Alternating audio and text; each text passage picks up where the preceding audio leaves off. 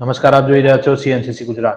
શ્રી સતગુરુભ્યો નમઃ, શ્રી ગોવિંદ માધવાય નમઃ. ઓમ નમઃ પાર્વતી પતે, હર હર મહાદેવ હર. આજથી 3 દિવસ પહેલા એક પત્ર દ્વારા મારા બનેવી શ્રી ભાલચંદ્રભાઈ ઠાકરે મને પૂજ્ય શ્રી દાદા વિશે, એમના પરિવાર વિશે તેમજ તેમના અનુભવ વિશે લખવા કહેલ. 3 દિવસથી વિચાર કરું છું કે તેમના વિશે હું શું લખું. મારા પાસે એટલા શબ્દો જ નથી કે એમનું હું વર્ણન કરી શકું.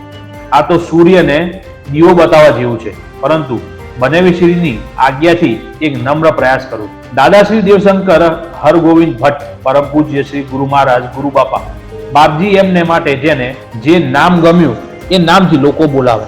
લખનાર અતુલભાઈ ભટ્ટના પ્રત્યક્ષ દાદા થાય. ચિત્તૂરમાં સરસ્વતી નદીના કિનારે અરવડેશ્વર મહાદેવના સાનિધ્યમાં તેમણે તપ કરેલ એક ઋષિ જેવું જીવન જીવેને તપોબળના આધારે અનેક સિદ્ધિ મેળવેલ એમનું ઘર સિદ્ધપુરના ભટ્ટના મહાડ ખાતે આવેલ હતું. એમણે પહેલા આનંદીબા સાથે સિદ્ધપુર ખાતે વિવાહ કરેલ. એમનાથી એમને એક દીકરી થયેલ જેનું નામ ભાગીરથી બહેન હતું. આનંદી બાપાના અવસાન પછી વડીલોના આગ્રહથી પૂજા ખાતે ચંચળબા સાથે વિવાહ કરેલ. જેમનાથી એમને 2 દીકરા થયેલ. મોટા દીકરા હરિભાઈ ભટ્ટ, નાના દીકરા લાભશંકરભાઈ ભટ્ટ.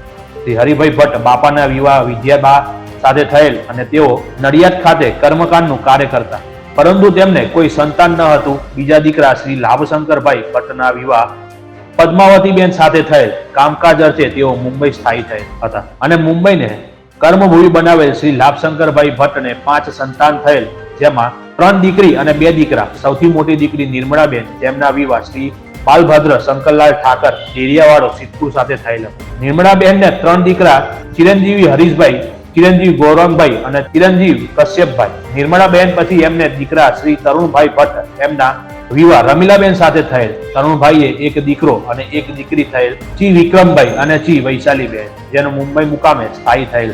તરુણભાઈ પછી તેમને દીકરી મીનાક્ષીબેન, તેમના વિવાહ શ્રી કૌશિક કુમાર રતિલાલ ઠાકર સાથે થયેલ અને મીનાક્ષીબેનને એક દીકરો ચી જયદીપના ભાઈ, જેઓ મુંબઈ મુકામે સ્થાયી થયેલ છે. મીનાક્ષીબેન પછી એમની દીકરી હર્ષાબેન, એમના વિવાહ શ્રી દીપક કુમાર શરદચંદ્ર ઠાકર સાથે થયેલ. હર્ષાબેનને 2 દીકરા ચી નીરવભાઈ અને ચી આનંદભાઈ, જેઓ વડોદરા મુકામે સ્થાયી થયેલ છે. હર્ષાબેન પછી એમને દીકરા અતુલભાઈ ભટ્ટ, જેમના વિવાહ પુનિતા સાથે થયેલ. અતુલભાઈને 2 દીકરા ઋષભભાઈ એન ચી વશિષ્ઠભાઈ, જેઓ મુંબઈ મુકામે સ્થાયી થયેલ છે. આ એમનો અંગત પરિવાર. આમ તો આખું ગામ, આખો સમાજ એમનો પરિવાર જ છે. બધા એમને દાદા કહીને સંબોધે છે અને બધાનું જ એ ધ્યાન રાખે. પૂજ્ય દાદાએ મેં પ્રત્યક્ષ રીતે જોયેલા છે, એમની સાથે વાતો કરી છે. એમના ખોળામાં હું રમ્યો છું. હું તો ખૂબ જ નાનો હતો તે વખતે યાદ કરું તો કંઈક આછું યાદ આવે કે સિદ્ધપુરથી અમે અરવડેશ્વર મહાદેવના દર્શન કરવા જઈએ ને દાદા આશ્રમ જઈને એટલે રસ્તામાં સરસ્વતી નદી આવે. ચાલતા ચાલતા જવાનું. કોઈ એકવાર પસવાદનની પૂર્ણમાં રસ્તે નદી પાર કરવાની ને કોઈક વાર બ્રહ્માંડેશ્વર મહાદેવ આગળ નદીમાંથી જઈ નેડિયાના રસ્તે ખેતરોની વચ્ચેથી જવાનું. નદીમાં જેવો પાણીનો પ્રવાહ ચાલુ થાય એટલે પહેલા તો બૂટ ચંપલ કાઢીને હાથમાં લઈ લેવાના, કારણ કે માતાજીને ચંપલ ન અડાડાય એટલે, અને હાથમાં પકડી લેવાના. નદીના પાણીની અંદર જઈએ એટલે થાક જ જાણે ઉતરી જાય અને પાણીમાં રમતા રમતા નદી પાર કરવાની એક અલગ જ મજા આવતી. નદીના પાણીના જળનું આચમન કરીને પછી ખેતરના રસ્તામાં અલગ અલગ પશુ પક્ષીઓ જોવા મળતા, જે અમને મુંબઈમાં ક્યારે જોવા ન મળતા હોય. કેટલાક નવા પક્ષીઓ જેમના નામ પણ મને આવડતા ન હતા. ખેતરમાં બાજરો, એરંડો તેમજ રાયડો તથા કપાસના પાક જોતા અને પછી આંબાના ઝાડ આવતા, જેના કેરીઓ દેખાતી. કેરી જોઈ અમે એને તોડવા લલચાતા, પરંતુ એને તોડવાની વાત તો દૂર, એને અડવાની પણ અમને મનાઈ હતી. આ બધું પસાર કરી અમે અરવડેશ્વર મહાદેવના મંદિરના પ્રાંગણમાં પ્રવેશતા. સૌથી પહેલા હાથ પગ ધોઈ પછી અમે મંદિરમાં દર્શન કરવા જતા. મહાદેવજીની પૂજા કે અભિષેક કરવો હોય યા તો જળ ચડાવવું હોય તો પહેલા નાહવું પડતું અને પછી પીતાંબર પહેરીને જ એમનો અભિષેક કરી શકાતો. નહીતર દૂરથી કોઈ પણ જગ્યાએ અડ્યા વગર દર્શન કરવા પડતા. મહાદેવજીની દર્શન કરી બહાર એક મોટો ઘંટ લટકાવેલ તે જોરથી વગાડતા અને પછી દાદાના આશ્રમમાં દાદાને મળવા માટે જોટ મૂકતા. આશ્રમમાં જઈને પાછા પંપથી ડંકીથી પાણી કાઢી પગ ધોતા અને પછી દાદાને દંડવત કરી હર મહાદેવનો નાદ કરી પગે લાગતા. એમને પણ છેટે રહીને પગે લાગવું પડતું. એમને તેમજ એમની કોઈ પણ વસ્તુ જેવી કે એમનું આસન, પંચપાત્રને અડવાની મનાઈ હતી. એમના ચરણ સ્પર્શ કરવા હોય તો નાહવું પડતું અને પીતાંબર પહેરીને શુદ્ધ થઈને એમને અડી શકાતું. ભૂલથી જો તેમને અડી જવાય તો દાદા નદીમાં ફરીથી સ્નાન કરતા અને પછી તેમને સંધ્યા પૂજા કરતા. દાદાને પગે લાગીને પછી એમની સાથે વાતો કરતા. મને જે કંઈ શ્લોક આવડતા તે મને બોલવા કહેતા.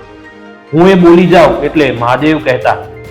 તે પછી સાકમ ભરી માતાજીના દર્શન કરતા અને પછી આશ્રમની પાછળ સરસ્વતી નદીમાં જતા અને મસ્તી કરતા. શાળાના એ દિવસો હતા. એ વખતની આવી આછી યાદો આજે પણ જાણે હૃદયમાં અકબંધ છે. અને આજે પણ એ યાદ કરીએ છીએ. ત્યાં શ્રી વિષ્ણુ સહસ્ત્ર નામના પાઠ થતા તો ક્યારેક હોમ તરણાનો સહારો હોય તેમ અમે પૂરી શ્રદ્ધાથી એમને ત્યાં ગયા. અને મારી બહેન આજે પણ તરણાનો સહારો હોય તેમ અમને પૂરી શ્રદ્ધાથી એમને ત્યાં ગયા. અને મારી બેન આજે પણ હયાત છે અને તંદુરસ્ત પણ છે. એ પછી એમણે બીજા પણ ઘણા પ્રશ્નોનું નિરાકરણ આવ્યાનું જણાવ્યું અને એકદમ ભાવ વિભોર થઈ ગયા. મને હાથ જોડી કહેવા લાગ્યા, તમે તો ઘણા જ નસીબદાર છો કે આવા સંતના ઘરે તમારો જન્મ થયો છે. ખરેખર હું નસીબદાર તો ખરો. કોઈ પુણ્ય કર્યા હશે ત્યારે જ સંતના ઘરે જન્મ મળે. આવી જ રીતે અમને ઘણા લોકોએ કહેલ કે મુંબઈ ખાતે મલાડમાં જ એક ભાઈ છે જે દાદાને ગુરુ કરીને બેઠા છે. એ ભાઈ નાની ચાલમાં રહે છે અને એ ભાઈને ત્યાં ઘણા ભક્તો આવે છે. એમની તકલીફે દૂર કરે છે તેમજ દર ગુરુવારે એ ભાઈ ગરીબોને જમાડે છે. અમારી જાણમાં આ વાત નહોતી કે નહોતો. અમે એ ભાઈને ઓળખતા હતા. 1-2 વર્ષથી અમે ઘરમાં અલગ અલગ જગ્યાએથી આ વાત સાંભળી હતી, પરંતુ અમે આવી કોઈ તપાસ કરી ન હતી. પરંતુ એક વખત અચાનક એ ભાઈનો ગુરુ પૂર્ણિમા અગાઉ અમારે ત્યાં ફોન પર સંપર્ક કર્યો અને અમને એમણે ગુરુ પૂર્ણિમાનો પ્રોગ્રામ રાખેલ તે હોલમાં આવવા આગ્રહ કર્યો. એમના આગ્રહને વશ થઈ અમે સહકુટુંબ ત્યાં ગયા. ત્યાં આગળ ઘણી વસ્તી હતી. જ્યાં સ્ત્રી, પુરુષ, બાળકો, જુવાનિયા, વૃદ્ધો બધા લાઈન લગાડીને એ ભાઈને ગુરુ પૂર્ણિમાને દિવસે પગે લાગતા. એ ભાઈ જ્યાં બેઠા હતા ત્યાં એમણે દાદાનો ફોટો મૂકેલ. અમે ત્યાં પહોંચ્યા એટલે એ ભાઈ ઊભા થઈ અમારું સ્વાગત કર્યું અને એકદમ ભાવ વિભોર થઈ ગયા અને કહેવા લાગ્યા કે દાદાના કુટુંબીજનો મળ્યા એથી તો જાણે દાદાની ઘણી નજીક પહોંચી ગયા હોય એવું લાગ્યું. એમણે એમની પ્રવૃત્તિઓ વિશે, સેવા કાર્યો વિશે અમને જણાવ્યું કે દાદાના આશીર્વાદથી બધું કામ કેમ થઈ જાય છે એ જ સમજાતું નથી. રસોઈ 50 માણસની થઈ હોય ને 200 માણસનું ભરપેટ જમી જાય છે છતાં ખૂટતું નથી. દર ગુરુવારે અન્નક્ષેત્ર ચાલે છે, ત્યાંથી પૈસા આવી જાય છે અને એમની કૃપાથી બધું કાર્ય સારું પાર પડી જાય છે. રુદ્રયાગ, વિષ્ણુયાગ, લઘુરુદ્ર જેવા મોટા સત્કર્મો થતા. એમની જયંતિને દિવસે તો ખાસ ધર્મ કાર્ય થતા અને ખૂબ જ માનવવેદની જામતી અને દરેક જણ પ્રસાદ લઈને ઘરે જતા. એમના આશ્રમમાં રાત્રિ રોકાણ કરાતું નહીં. પૂજ્ય દાદાએ ઘણા ભક્તોની તકલીફો દૂર કરી છે. એમનામાં જેઓ શ્રદ્ધા રાખતા એમના કામો પાર પાડ્યા છે. ઘણાના અસાધ્ય રોગ મટ્યા છે તો ઘણાની ધંધાકીય, નોકરી કે સામાજિક તકલીફો દૂર થઈ. ભગવત નામની દવા અને એમના ઉપરની શ્રદ્ધાથી લોકો એમના તરફ આકર્ષાય, જેના બુદ્ધિજીવી વર્ગ પણ આવી જાય. અસાધ્ય રોગ મટી જવાથી ઘણા એમને ચમત્કારો કહેતા તો ઘણા એમની લીલા સમજતા, પરંતુ દાદા એમને પ્રભુની કૃપા જ માનતા. એક નાનું દ્રષ્ટાંત દાખલો આપું તો મુંબઈમાં મલાડ ખાતે મારા એક મિત્રની ફેક્ટરી આવેલ અને કોઈક વાર મારે ત્યાં આવવા જવાનું રહેતું. ત્યાં એમના કમ્પાઉન્ડમાં એક પડોશી સાથે કોઈક વખત ચા પાણી સાથે પીવાનું થતું. એ ગૃહસ્થ ઉંમરમાં મારા કરતા ઘણા મોટા હતા. આડી અવડી ઘણી વાતો થતી, હસી મજાક થતા, પરંતુ એકવાર વાતાવરણમાં મારા પાકીટમાં એમને દાદાનો ફોટો જોયો અને પૂછ્યું કે આ ફોટો તમારી પાસે કેવી રીતે? એટલે મેં ઓળખાણ આપી કે આ તો મારા દાદા થાય. એટલે એમણે પૂછ્યું સગા દાદા થાય? મેં કહ્યું હા, મારા સગા દાદા થાય. પણ કેમ આમ પૂછો છો? આટલું સાંભળીને એ ગૃહસ્થ કંઈ પણ બોલ્યા વગર મારા પગે લાગવા માંડ્યા. મને થોડો સંકોચ અને ક્ષોભ થયો અને મેં કહ્યું કે તમે તો મારા વડીલ છો, ઉંમરમાં મોટા છો, મારે તમને પગે લાગવાનું હોય. પરંતુ એમને મારી વાત કાપીને દાદાની સ્તુતિ કરવાનું ચાલુ કર્યું. એ વ્યક્તિ સિદ્ધપુરના ન હતા. મેં એમને પૂછ્યું ત્યારે એમને કહ્યું કે આપની કૃપાથી મારા બહેન આજે જીવે છે. એ બીમાર હતા અને અમે એમની દવા પાછળ અઢળક રૂપિયા ખર્ચે. કોઈ પણ એવા ડોક્ટર કે હોસ્પિટલ નહીં હોય જ્યાં અમે ગયા નથી અને દરેક ડોક્ટરો છૂટી પડ્યા હતા. ત્યાં કોઈકે અમને દાદા પાસે જવાનું કહ્યું અને અમને એમના ચમત્કારો વિશે જણાવ્યું. ઘણા પ્રશ્નો અને એના ઉકેલો મળ્યા જે દાદાની કૃપા વગર શક્ય ન હતા. આજે પણ આંખ બંધ કરું તેમના દર્શન થાય છે. હંમેશા એમની કૃપા મારા પરિવાર તેમજ સર્વે ઉપર રહે એ જ પ્રાર્થના. હર મહાદેવ. હારીજમાં સોમનાથનગર 2 માં પાટણ એલસીબી પોલીસે મળેલી બાતમી આધારે ઓચિંતી રેડ કરી હતી અને અત્રેના એક રહેણાંક મકાનમાં પડેલી તિજોરીમાંથી રૂપિયા 20,473 ની કિંમતની ઇંગ્લિશ દારૂની 140 બોટલો તથા 5760 ની કિંમતની બિયરની 48 બોટલો મળી કુલે રૂપિયા 26,197 ની કિંમતનો 188 બોટલોનો જથ્થો તથા રૂપિયા 5,000 નો મોબાઈલ મળી કુલે રૂપિયા 31,197 નો મુદ્દામાલ જપ્ત કર્યો હતો અને એક વ્યક્તિની અટકાયત કરી હતી, જ્યારે આ દારૂ આપનારને મદદ કરનારો મળ્યો ન હતો. આ રેડ દરમિયાન પોલીસે આરોપી પાસે તિજોરીની ચાવી માંગતા પોતાની પાસે ચાવી ન હોવાનું જણાવતા પોલીસે તિજોરી ખોલવા કહેતા આરોપીએ જાતે જ પોતાના ઘરમાં પડેલી લોખંડની કોસથી તિજોરીનું લોક સ્વખુશીથી તોડ્યું હતું. આ બનાવમાં પકડાયેલો શખ્સ અને તેના 2 દીકરા દારૂનો ધંધો કરવામાં મદદ કરતા હતા. પાટણની મોટર એક્સિડન્ટ ક્લેમ ટ્રિબ્યુનલે મેઇન સેશન્સ કોર્ટ અકસ્માતમાં એક કેસમાં અરજદારને રૂપિયા 57,30,700 ની રકમ અરજી કર્યાની તારીખથી 9% વ્યાજ સાથે ચૂકવી આપવાનો આદેશ વીમા કંપની તથા વાહનના ચાલક તથા તેમના માલિકને કર્યો હતો અને આ વળતરની રકમ હુકમના 30 દિવસો જમા કરાવવાનો પણ હુકમ કર્યો હતો. આ કેસની વિગતો એવી છે કે અમૃતભાઈ અને તેમના ભાઈ મફતલાલ પટેલ અને અન્ય મહારાષ્ટ્રમાં આરઆર ટ્રાવેલ્સની બસમાં તારીખ 3/1/2015 રોજ મુસાફરી કરતા હતા, ત્યારે વહેલી સવારે બસનો અકસ્માત સર્જાતા તેમાં ઈજાગ્રસ્તોને સારવાર માટે ખસેડાયા હતા, જેમાં બંને જણાને બાદમાં સુરતની હોસ્પિટલમાં સારવાર માટે લઈ જવાતા તારીખ 18/1/2015 રોજ અમૃતભાઈનું મોત નીપજ્યું હતું.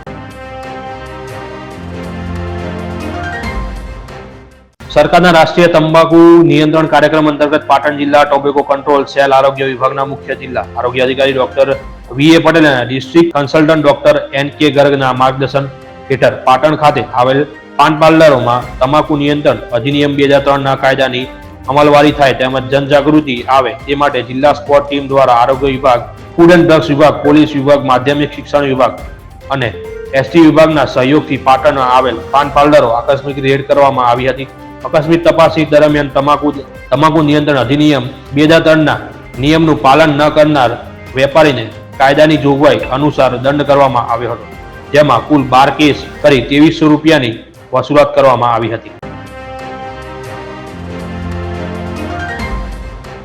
હેમચંદ્રાચાર્ય યુનિવર્સિટીના ખેલાડીઓ આંતરરાજ્ય કક્ષાએ યોજાઈ રહેલ north south west inter university ચેમ્પિયનશિપમાં પંજાબમાં તીરંદાજી અને તલવારબાજીમાં પાટણ યુનિવર્સિટીનું નામ ઊંચું કર્યા બાદ હવે વધુ એક તલવારબાજી સ્પર્ધામાં મહારાષ્ટ્ર ખાતે all India south and west zone inter university તલવારબાજીના સ્પર્ધામાં હેમચંદ્રાચાર્ય યુનિવર્સિટીના ખેલાડીઓ વ્યક્તિગત અને ગ્રુપમાં એમ 2 બ્રોન્ઝ મેડલ મેળવી તેમજ નોર્થ વેસ્ટ અને સાઉથ ઝોનના ઇન્ટર યુનિવર્સિટી એથ્લેટિક ચેમ્પિયનશિપમાં 2 ખેલાડીઓ શ્રેષ્ઠ પ્રદર્શન કરી ઓલ ઇન્ડિયા એથ્લેટિક્સ ચેમ્પિયનશિપમાં પસંદ પામ્યા છે.